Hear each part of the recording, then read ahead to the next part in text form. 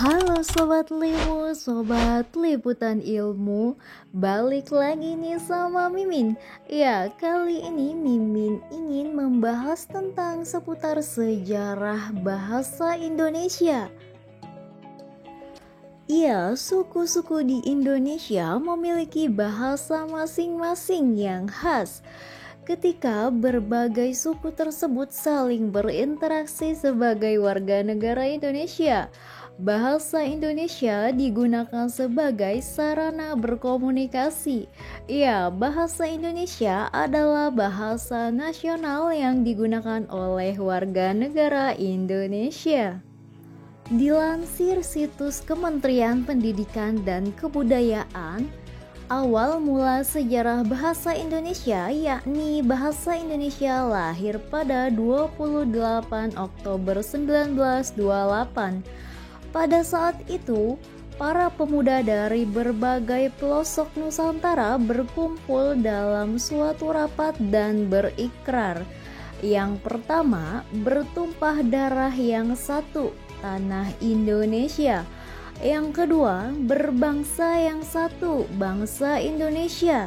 Lalu yang ketiga, menjunjung bahasa persatuan, bahasa Indonesia. Ya, ikrar para pemuda ini dikenal dengan nama Sumpah Pemuda. Unsur yang ketiga dari Sumpah Pemuda merupakan pernyataan tekad bahwa bahasa Indonesia merupakan bahasa persatuan bangsa Indonesia.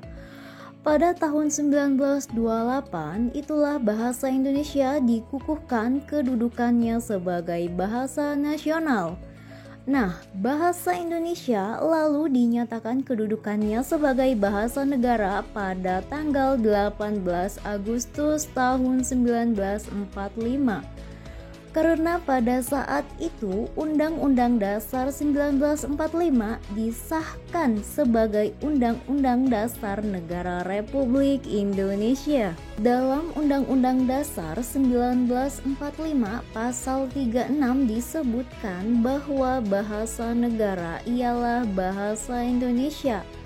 Lalu dari mana bahasa Indonesia berasal?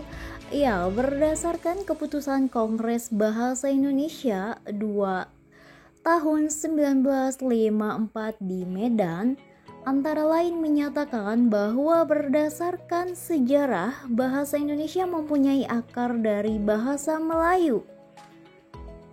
Bahasa Indonesia tumbuh dan berkembang dari bahasa Melayu yang sudah dipergunakan sebagai bahasa penghubung bukan hanya di Kepulauan Nusantara, melainkan hampir di seluruh Asia Tenggara. Ya, bahasa Melayu mulai dipakai di kawasan Asia Tenggara sejak abad ke-7.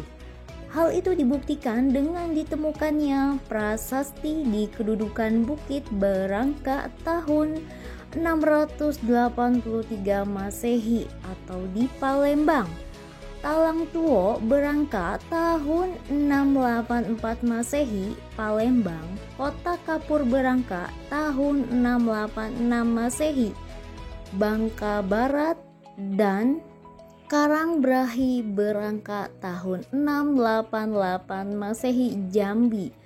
Prasasti itu bertuliskan huruf Pranagari berbahasa Melayu kuno.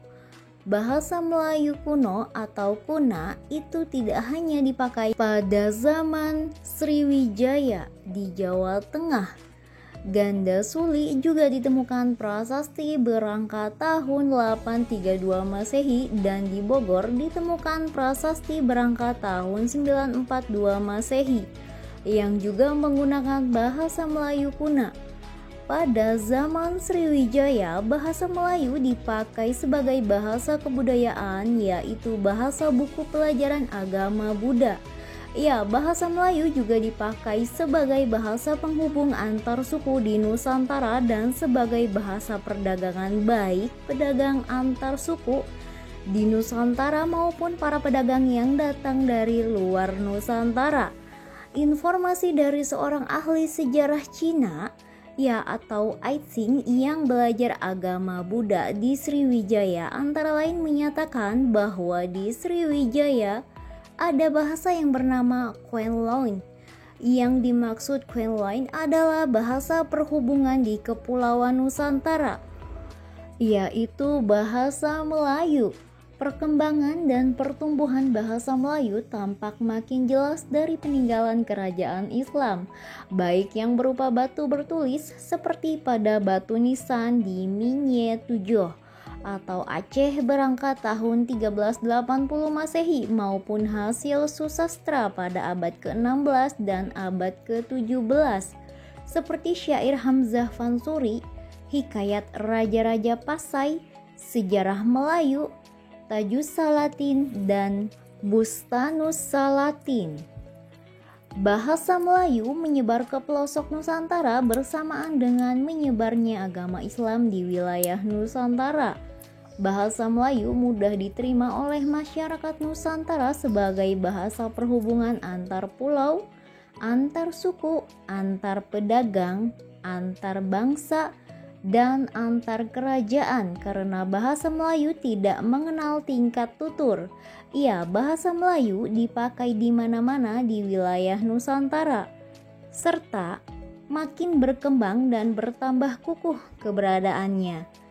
Bahasa Melayu yang dipakai di daerah di wilayah Nusantara dalam pertumbuhannya dipengaruhi oleh corak budaya daerah. Bahasa Melayu menyerap kosakata dari berbagai bahasa, terutama dari bahasa Sanskerta, bahasa Persia, bahasa Arab, dan bahasa-bahasa Eropa. Bahasa Melayu dalam perkembangannya muncul dalam berbagai variasi dan dialek. Perkembangan bahasa Melayu di wilayah Nusantara memengaruhi dan mendorong tumbuhnya rasa persaudaraan dan persatuan bangsa Indonesia. Para pemuda Indonesia yang tergabung dalam perkumpulan pergerakan secara sadar mengangkat bahasa Melayu menjadi bahasa Indonesia yang menjadi bahasa persatuan untuk seluruh bangsa Indonesia sesuai isi Sumpah Pemuda pada 28 Oktober 1928. Proklamasi Kemerdekaan Republik Indonesia yaitu 17 Agustus 1945 telah mengukuhkan kedudukan dan fungsi bahasa Indonesia secara konstitusional. Sebagai bahasa negara, bahasa Indonesia pun dipakai oleh berbagai lapisan masyarakat Indonesia, baik di tingkat pusat maupun daerah. Meskipun bahasa dari daerah masing-masing masih dipakai, namun untuk mempersatukan bangsa, masyarakat Indonesia antar suku menggunakan bahasa Indonesia untuk percakapan sehari-hari. Sobat Limo, jadi itulah tentang sejarah bahasa Indonesia. Nah, gimana nih buat kalian? Apakah kalian dalam keseharian memakai bahasa tertentu? Kalau iya, pakai bahasa apa di kalian? Betawi, Sunda, atau Jawa? Oke, buat kalian apapun bahasanya kita tetap satu bangsa dan satu tanah air. Buat kalian yang udah nonton, jangan lupa subscribe dan dukung channel ini agar berkembang lebih baik. Thank you and see you next time.